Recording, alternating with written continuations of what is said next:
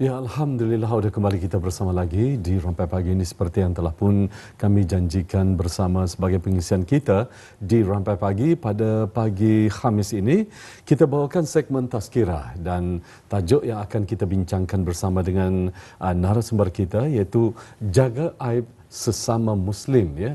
Dan di studio bersama kita pada pagi ini akan memberikan pencerahan dan juga mengongsikan perkongsian ilmu pada pagi ini iaitu Yang Mulia Ustazah Nurhayati binti Haji Abdul Rahman merupakan penolong pegawai perkembangan agama Pusat Dakwah Islam, ya. Kita ucapkan selamat datang. Assalamualaikum warahmatullahi wabarakatuh, Ustazah. Waalaikumsalam warahmatullahi wabarakatuh. Ya, Alhamdulillah. Apa khabar Ustazah? Alhamdulillah baik, dan didoakan juga Intan dan Iskandar pun dan semua yang berada di studio ini dalam keadaan yang sehat walafiat Amin, juga. ya Amin, amin ya.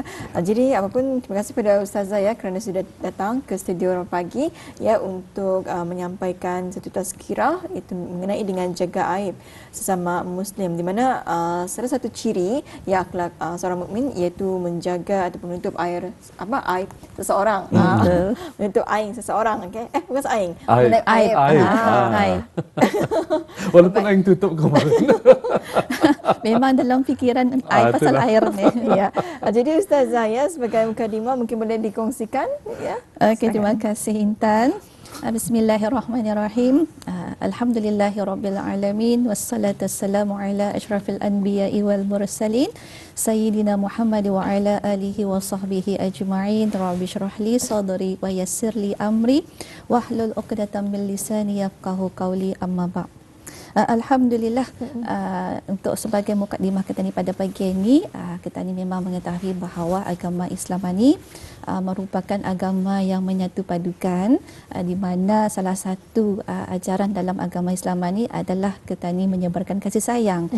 Jadinya kasih sayang di sini ini yang merupakan salah satu cabang daripada keimanan dan yang merupakan indikator dalam diri seseorang itu bahawa dirinya tu masih lagi ada kasih sayang untuk kan kongsikan ataupun disebarkan kepada orang-orang di sekeliling kita ni. Nah, adapun lawan daripada kasih sayang ini memanglah kebencian, dan kebencian ini akan mendorong seseorang ataupun yang di sekeliling itu menyebarkan kebencian dan membuatkannya adanya perpecahan dan porak-poranda. Maka salah satu penyebab ya adanya perpecahan ataupun porak-poranda ni iaitu dengan tajuk kita ni pada pagi ini iaitu aib. Jaga aib, artinya lawan daripada jaga aib ini adalah membuka aib di sini ni. Maka membuka menjaga aib ni jaga ni kalau kita ni faham ia adalah kita ni kawal. Kita ni kawal, kita ni pelihara, kita ni awas. Artinya bila kita ni kawal itu, seboleh-bolehnya kita ni indah akan menjadikan diri kita ni itu membuka aib orang lain ataupun bercerita tentang kekurangan-kekurangan pada orang lain ni. Nah, bila bercakap tentang aib di sini ni, aib di sini ni kalau para ulama akan membahagikan kepada dua.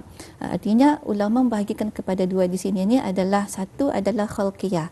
Artinya khalqiyah di sini ni Intan dan Joy Iskandar ni bahawa sesuatu yang memang sudah ada kurang pada diri orang tersebut. Contohnya macam ia tembang kah ataupun kita ni gigi tidak teratur kah. Contohlah contoh.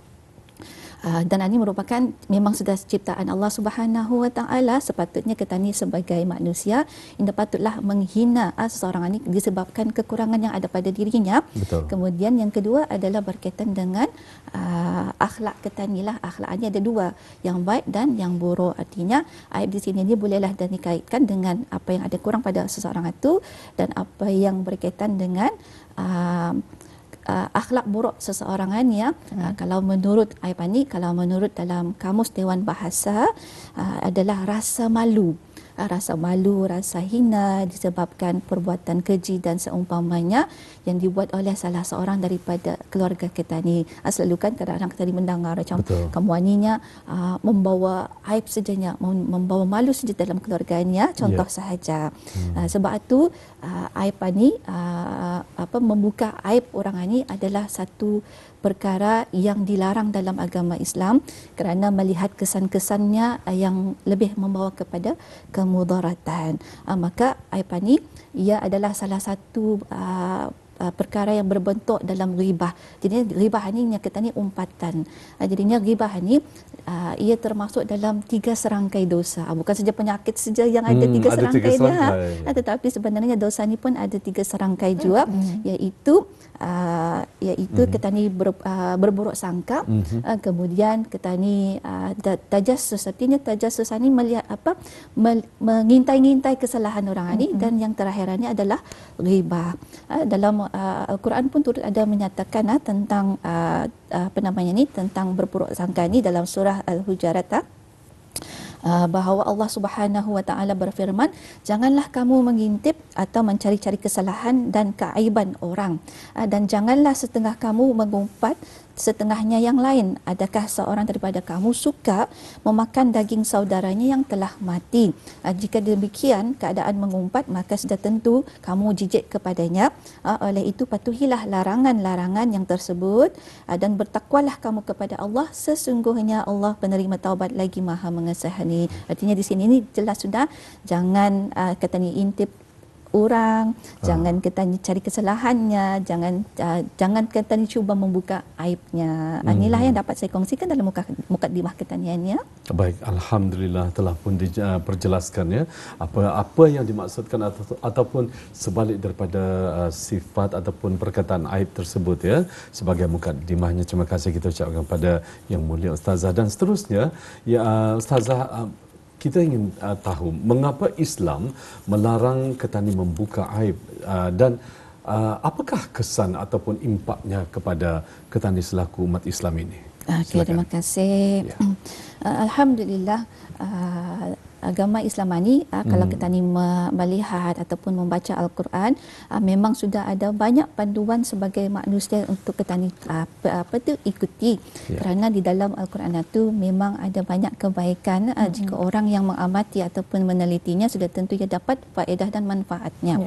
Maka dalam hal di sini ni, impak ataupun kesan kita ni membuka aib orang ni, membuka aib orang siapa sahajalah, bukan sahaja sebenarnya orang lain, tetapi aib kita ni pun sebenarnya perlu juga kita ni tutupi.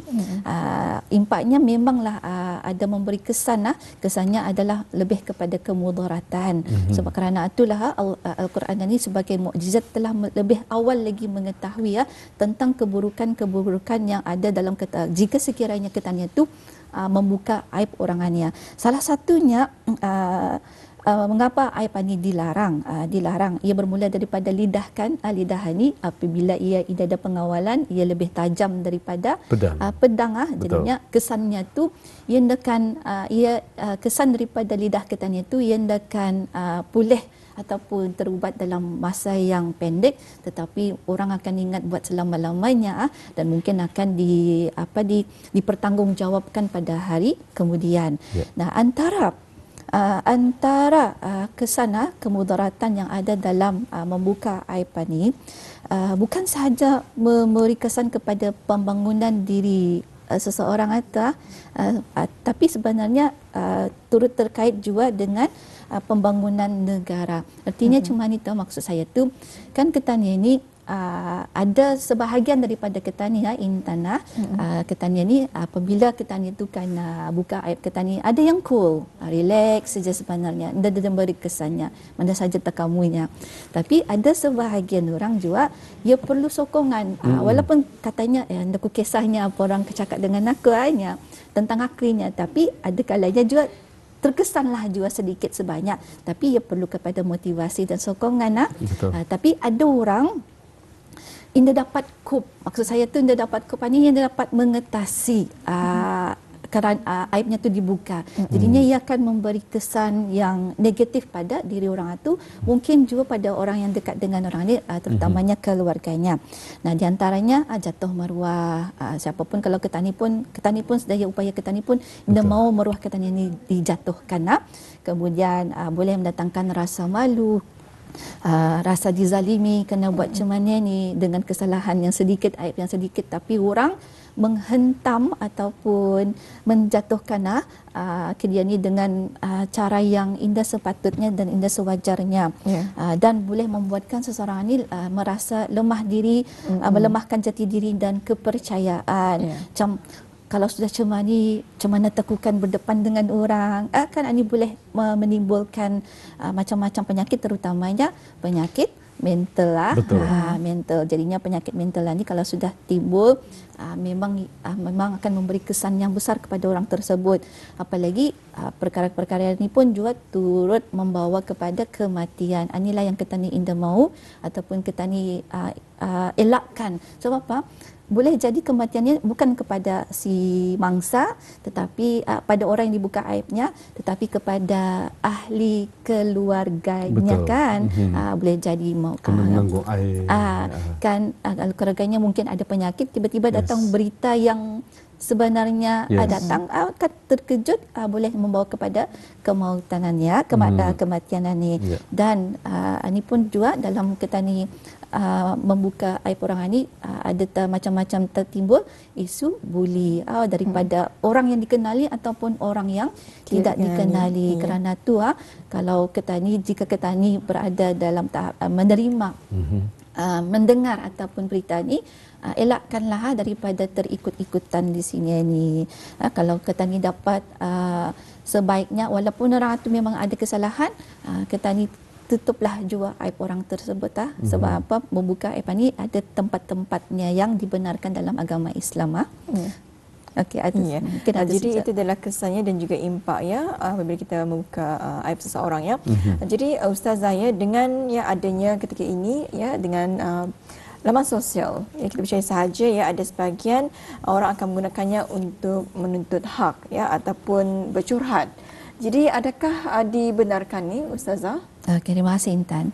Maksudnya menuntut hak di sini ni para penonton di luar, maksudnya kadang-kadang contoh sahajalah, kita ni ada hutang, orang berhutang dengan kita ni, kadang-kadang sudah ada cara lain lagi, terpaksa menggunakan laman media sosial ni untuk iakan menagih hutang ni, kemudian ataupun curahat, kan banyak kan ni macam memohon ataupun mendapatkan perhatian ataupun daripada kan berkongsi masalah. Tetapi di sini ni kita ni kena ingatlah bahawa curahat ni, kita ni kan manusia memanglah suka berinteraksi, dan salah satunya adalah dengan kita ni menggunakan media sosial ni. Tapi di sini ni sebagai seorang yang beriman, curahat ataupun menuntut hak kita ni adalah sebaiknya gunakanlah platform yang betul lah. Lagipun kita ni memiliki autoriti, badan-badan autoriti yang telah pun memang dibenarkan lah untuk kita ni kan menuntut ataupun bercerita tentang masalah yang kita ni hadapi. Sebab apa? Bila kita ni kongsikan di dalam laman sosial, bukan serta-merta aib orang itu akan terbuka tanpa orang sedari sebenarnya orang itu ada aib. Tapi setelah dibuka oleh kita ni, maka bukan lagi seorang, tapi mungkin daripada dalam negeri, luar negeri pun orang dikenal pun terus mengetahui tentang keaiban orang itu. Sedangkan peranan kita ni sebagai orang yang beriman, kita ni perlu menjaga aib seseorang ni. Sebab tu ada beberapa tempat ataupun orang yang kita ni boleh kongsi ataupun membuka aib seseorang. Satunya adalah di tempat awam. Artinya tempat awam ni berceritalah macam di sini ni ceritakan tempat awam lah kiranya dia dapat ni ceritakan tentang keaiban orang itu. Kemudian laman media sosial, sebab apa? Pemikiran macam tadi yang kata Iskandar tadi, ada perbincangan awal, pemikiran, penerimaan orang indah sama. Kemudian orang yang kita ni dapat cerita ataupun membuka aib pada orang yang risikonya memang orang itu suka ghibah.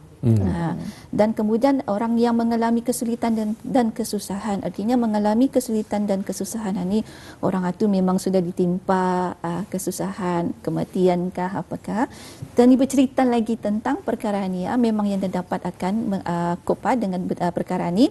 Dan yang seterusnya terakhir adalah kepada orang yang indah memahami hukum, dan kita ni banyak bercerita tentang membuka aib di laman media sosial, dan di sana tu terlalu banyak orang yang menghukumi, sedangkan orang-orang tersebut memang ada sebahagiannya memang indah ada pengetahuan lah tentang hukum agama di sini ni. Sebab tu kita ni elakkan untuk berkongsi curahat kah ataupun masalah diri kah ataupun aib orang kah, walaupun sebenarnya menyatakan kebenaran.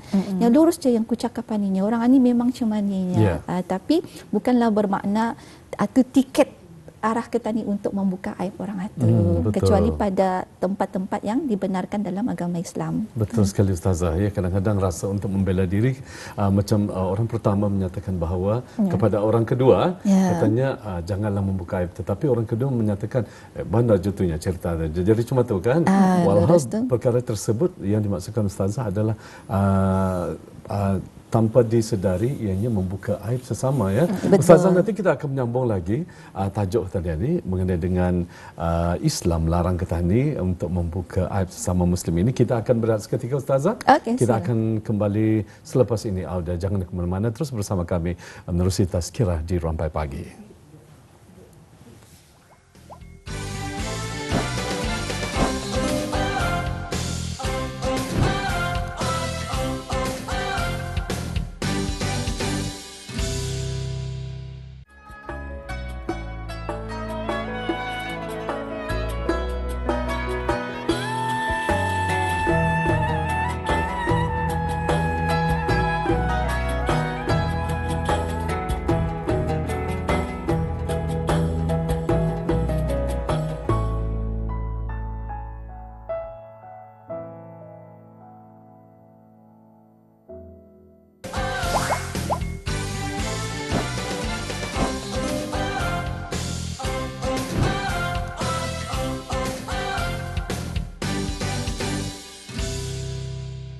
Baik, Alhamdulillah ada kembali kita bersama lagi, dan kita masih lagi membicarakan ataupun pun memperkatakan mengenai dengan jaga aib sesama Muslim dalam segmen Tazkirah kita di Rampai Pagi. Tadi kembali bersama dengan baik Auda, kita perkenalkan sekali lagi tetamu kita, iaitu Yang Mulia Ustazah Nurhayati binti Haji Abdul Rahman, merupakan penolong Pegawai Perkembangan Agama Pusat Dakwah Islamiyah. Baik, tadi Ustazah dah menyatakan aib sebaik-baiknya seharusnya Islam mengajar untuk menutup aib sesama ya. Tetapi tadi saya sempat mendengarkan aib ada macam ada tempat-tempatnya yang dapat diperbolehkan dalam Islam. Apa yang dimaksudkan tu Ustazah? Jadi agak mungkin ada yang keliru. Mungkin terima kasih semua. Sememangnya agama Islam menyuruh kita ni menutup aib dan menurut dalam hadis Rasulullah sallallahu alaihi wasallam, baginda bersabda bahawa seorang Muslim adalah saudara kepada Muslim yang lain. Ia tidak boleh menganiaya ataupun tidak akan dianiaya oleh orang lain. Sesiapa yang melaksanakan hajat saudaranya, maka Allah Subhanahu wa taala akan melaksanakan hajatnya, dan sesiapa yang melapangkan kesusahan saudaranya, maka Allah Subhanahu wa taala turut akan melapangkan kesukarannya, dan siapa yang menutupi aib seseorang Muslim, maka Allah akan tutup aibnya pada hari kiamat. Hadis riwayat Imam Al-Bukhari. Dalam hadis ini jelas bahawa tadi tetap je menutup aib seseorang. Tetapi ada ketika ataupun keadaan ataupun situasi di mana seseorang itu boleh membongkar ataupun membuka aib seseorang ini dan ada beberapa tempat. Salah satunya adalah apabila kita ni kan membuat aduan. Aduan apabila diperlakukan kezaliman. Contohnya macam selalunya urusan rumah tangga lah ya. Jadinya bila kita ni kan membuat aduan, aduan kepada sultan ataupun pemerintah. Kemudian yang kedua, membantu dalam menentang perkara yang mungkar dengan tujuan mengembalikan pelaku maksiat ke jalan yang benar. Artinya Katanya ada orang yang melakukan maksiat, maka kita ni berusahalah untuk mengajak, tetapi indahlah sampai kita ni iaitu mengondem kedianya, cuma bercakap mengajak sahaja. Kemudian menceritakan kepada mufti bagi tujuan fatwa. Itu bolehlah bercerita tentang satu keadaan yang mungkin berkaitan dengan aib dirinya, maka untuk meminta fatwa itu dibenarkan. Dan yang seterusnya, mencegah umat Islam daripada sesuatu keburukan serta menasihati mereka seperti mereka mengambil ilmu daripada bukan akhlaknya, ataupun melarang umat Islam ini daripada indah berkelakuan akhlak yang buruk. Itu boleh kita ni cerita, tapi indah disebut nama lah. Kemudian menceritakan perihal orang yang melakukan dosa secara terang-terangan. Sebab apa? Kadang-kadang kadang kita ni akan membagi contoh. Contohnya macam Abu Lahab, kan itu sedang menjatuhkan maruahnya, tetapi kerana Abu Lahab ini terkenal dengan keingkarannya, dan saya sebagai dai akan bercerita supaya orang kaum muslimin pada sekarang ini indah terikut-ikutlah dengan mengambil iktibar. Mengambil iktibar, betul. Dan yang terakhir, menyebut sesuatu sifat yang telah pun diketahui pada seseorang ini. Contohnya sebagaimana yang awal tadi, kekurangan yang ada pada seorang itu, mungkinnya tempang ataupun ia tuli. Kadang-kadang kita ni kan mengeksplain arah orang itu kan, kita ni akan siapa tu yang mana satu yang yang mohon nama terakhir tadi gunakan yang jalannya tempang itu, bukan pula untuk merendahkan, tetapi sebagai kan menjelaskan identiti orang tersebut. Itu diperbolehkan. Itu diperbolehkan, tetapi kalau boleh carilah lagi cara contoh yang lain untuk kita ni kan memperkenalkan orang tersebut. Itulah yang dimaksudkan. Inilah 6 tempat ataupun 6 perkara yang boleh dibenarkan dalam Islam untuk kita ni kan membuka aib, tapi membuka aib ni perlu ada buktilah juga. Jangan kita ni sesuka hati kan bercerita-cerita, tetapi sebenarnya benda tu ada bukti. Itulah yang dapat dikongsikan pada pagi ini. Jadi Ustazah, untuk akhirnya secara ringkas jadi mungkin ada seranan ataupun peranan kita ni sebagai pendengar dan juga penerima secara ringkas. Terima kasih. Bismillahirrahmanirrahim. Sebagai kita ni ada peranan penerima juga, kadang-kadang penyampai juga. Jadinya sebagai penerima berita-berita ataupun mendengar aib orang ini, kita ni hendaklah satu ada memiliki sifat malu lah untuk kan mengongsikan aib orang ini. Sebab apa? Bila terkena batang hidung kita ni pun sebenarnya demau juga kan. Kemudian ada pengawalan diri, dan gunakanlah media sosial ini dengan baik, dan buatlah persaringan diri dan emosi kita ni jangan ikut-ikutan. Marah tu kadang-kadang ikut-ikutan juga, marah tu juga. Dan amalkan budaya tabayun ni, artinya selidiki dulu sebelum, apabila sampai selidiki dulu, apabila ia sahih, apabila ia betul pun bukan sewenang-wenangnya jugalah tutuplah jua aib saudara kita ni itu, dan tadi doakanlah mudah-mudahan orang tersebut ni akan diberikan hidayah dan diberikan bantuan agar dapat mengubah mana-mana keaiban yang ada pada dirinya. Itulah yang dapat dikongsikan. Alhamdulillah. Alhamdulillah Ustazah, itu dia baru saja kita ikuti bersama tazkirah iaitu mengenai dengan jaga aib sesama Muslim. Sebetulnya yang dapat kita ni ilmu yang dapat kita ni kita bersama, dan juga sebenarnya memberikan kesedaran kepada kita untuk kita ni berhati-hati apabila kita ingin menggunakan laman sosial Pun terima kasih Ustazah atas perkongsiannya. Sama-sama. InsyaAllah kita akan bersua lagi. InsyaAllah. Assalamualaikum. Waalaikumsalam warahmatullahi wabarakatuh.